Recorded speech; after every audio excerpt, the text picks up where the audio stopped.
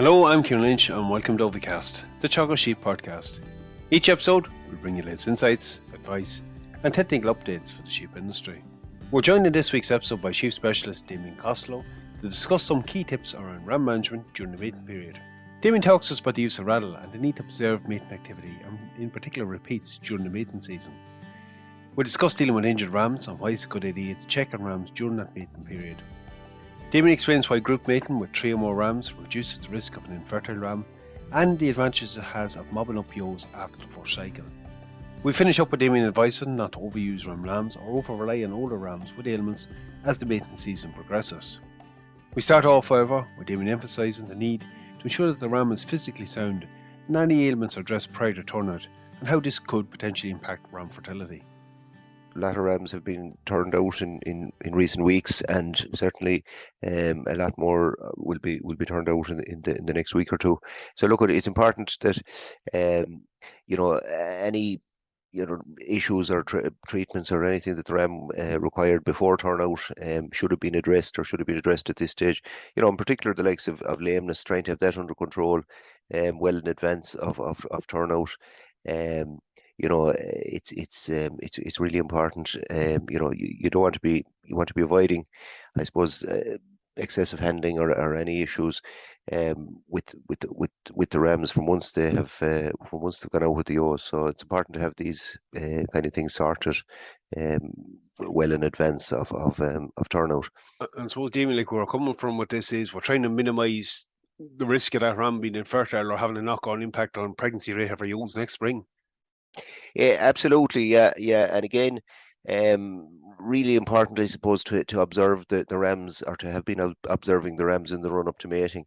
The sperm production in the ram it takes 5 to 7 weeks. So probably a ram that's mating a ewe around now mid-October, they will have started producing that sperm at the end of August, start of September. So anything that interferes with sperm production in the run up to mating, that can have disastrous effects on the ram's ability to impregnate ewes. So if even anything that causes even a slight raise in body temperature of the ram, as little as a half a degree Celsius for 24 hours, that can render that ram temporarily infertile. And as you say, you may not realise this issue until scanning time comes.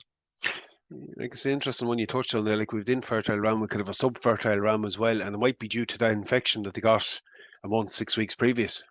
This is it. That's absolutely it. Yeah. What are the couple of things we can do to kind of reduce the risk of that? Again, I suppose I think it's absolutely essential that raddle is used on rams. We'd be really encouraging people not to skip this really important task. And some people feel if you're running groups of rams as opposed to single sire mating, that you don't need to raddle the rams. So again, it's really important from a fertility point of view that you're aware of what's happening. Again, as people already know, you're starting with lighter colours, which can be overmarked. So you're possibly starting with the likes of yellow, followed by orange or green, red, blue, black. So your darker colours will be visible over the lighter colours at the start. It's important then that these colours are changed at a minimum every 14 days. So at the 14-day stage, repeats will be starting to show. So if there's a lot of ewes start repeating in a particular group, you can suspect that there is a problem with the ram. But it's an awful lot better finding out 2 weeks into the mating season rather than having a lot of empty ewes in your hands when scanning time comes around. It also gives you a good chance to observe how much mating's going on. And look, there's advantages for feed management next spring, Damien. But just in terms of the raddle itself, like, look, I suppose you have the paste option, you have the harness option. The frequency of that, topping that up. Yeah, again, look at the raddle powder mixed with vegetable oil or something, and made into a paste. That's still very popular with people. You're applying it to the area just above the brisket and the ram, and working it well into the wool. In terms of how often it needs to be topped up, it depends on weather conditions. It depends how busy the rams are. I suppose, look at every 3 or 4 days, probably particularly in the early part of the breeding season, because rams will be quite busy. Most of the ewes in a group will be mated during the first 14 to 17 days. So in that period, it needs to be topped up twice a week, I suppose. Um, Particularly when the rams are busy, maybe not so much as the mating season goes on. Again, the other option then is the ram harness, with there's a raddle crayons that are fitted onto the harness, obviously come in different colours as well. Um, so again, it's again very popular method. It's not a case though of sticking on the harness and letting it off the ram and changing the colour, changing the crayon in 14 days. It's important to keep a check on it that the harness stays in place. They're quite stretchy, and over a few days as well, they will bed into the wool. And it's also important to remember, I suppose, that rams will be losing a bit of condition during the mating season.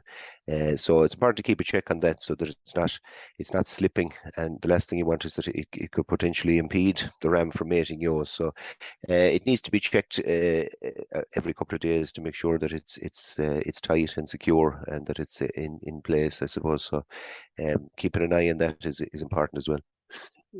Definitely, I know you spoke to me before about this, but it's one of those things that can cause brisket injuries and that. So it really Yeah, does need correct placement. yeah, and very often, if you've had lameness issues with the ram in the run up, and you may feel you've sorted that, there can often be little sores and that on the brisket, particularly if the ram has been lame.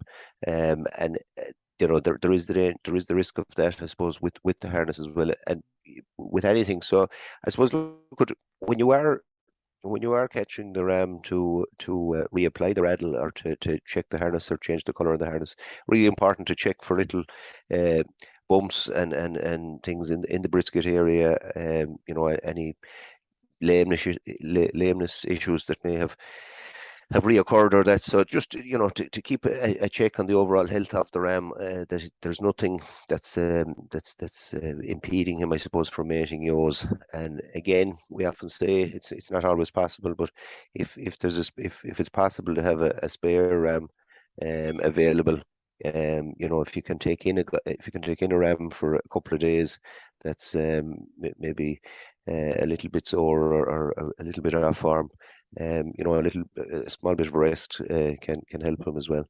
Sometimes it can just be a simple knock or injury or strain, and they can come out of it again. Absolutely. It can be as simple as a poke from another ram or something that's not, but it can sort them sometimes in a couple of days. But it is, as I say, a substitute ram is handy. But the key thing, I suppose, Karen, is observing them and keeping a close eye that there aren't any issues with individual rams.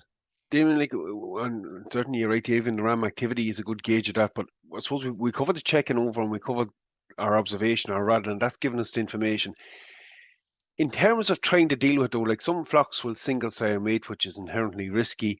Are there any other strategies we can implement to reduce the risk of infertile rams within the flock? Yeah, look, again, as you say, for varying different reasons, people will single sire mate. I suppose if you're doing that, it's a good idea, where possible, maybe to rotate the rams at least every 14 days, so that you are maybe somewhat guarding against the individual ram that may be infertile or temporarily infertile.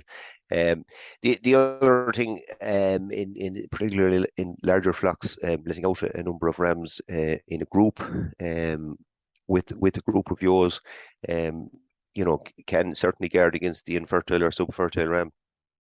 Ideally, you should use 3 or more rams per group, and this eliminates the effect of a ram that acts as a blocker. So if you have 2 rams in a group, sometimes one ram can be keeping himself busy, trying to stop the other ram from mating. So, if the dominant guy uses up a lot of energy, I suppose, trying to stop his comrade. So three works better in that situation, and again, it's 3 or more rams per group. And again, maybe it's a tip that in where you are group mating like that, it's a good idea not to mix mature rams and ram lambs if this is possible. The mature ram will tend to be more dominant as well. So, those are some of the things, I suppose, that can help to guard against the individual ram that's maybe not working for whatever reason. That grouping up, rotating, like frequently we'll have seen, well, certainly in more recent years for genotype and lambs, so we'll have mixed litters. So it's just reducing the risk that they're only exposed to an infertile ram. And I suppose a very simple practical thing to do. And I suppose, Damien, from a grassland point of view, and otherwise it cuts down the number of groups running around the farm. Exactly, yeah. A lot of people, people are closing up their grassland or starting their autumn closing plan. I suppose it coincides on most farms with the mating. So, again, grouping up into bigger groups after the first cycle. As I say, most shows will be mated during the first cycle, and hopefully the number of repeats after that is quite small. And again, oftentimes we talk about the challenge of getting fields grazed out, and the last thing you probably want to do is overly force ewes that are in the early stages of pregnancy in terms of grazing. So that grouping them up into bigger groups can certainly get a quicker graze out, and you're not putting them under pressure for a prolonged period to graze out these pastures. So, and again, very often, if you have, say, ram lambs or that have been out with ewes, you don't want to be overdoing them in their first season. So very often after the first cycle, if you're in a position to maybe pull in those and give them a bit of nutrition, a bit of TLC, and to you can put the ewes into bigger groups at that stage, because obviously the activity will be much less, hopefully, during the second cycle.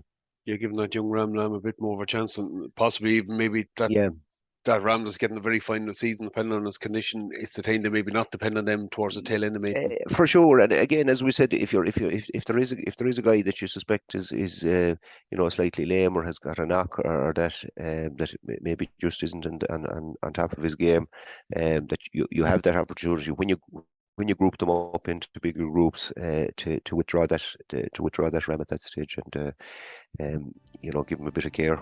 Damian, plenty to consider. Good having you on this morning. Thanks very much for your time. No problem, Ciarán. You're welcome. We're going to leave the episode there at this point. Again, as Damian's highlighted, it's important we pay attention to rams during the mating season. Unfortunately, the impacts of it mightn't be obvious until next year's scanning, so it really is worth putting in the effort at the moment. That's it for me for this episode. Again, for any updates on the sheep programme, keep an eye on our Twitter page at Ciarán Sheep. I'm Ciarán Lynch. Thanks for joining us. Don't forget to subscribe and get updates of new episodes.